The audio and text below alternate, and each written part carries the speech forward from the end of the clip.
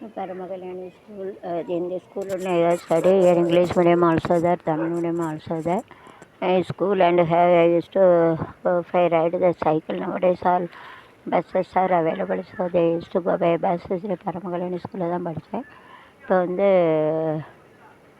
அந்த ஸ்கூலில் English medium Tamil medium இருக்குது. 11th 12th வந்து சைக்கிளில் போய் படித்தேன். நான் studied in Tamil and English medium both we are having this. போயிட்டு வாங்க ஒழுங்கா படி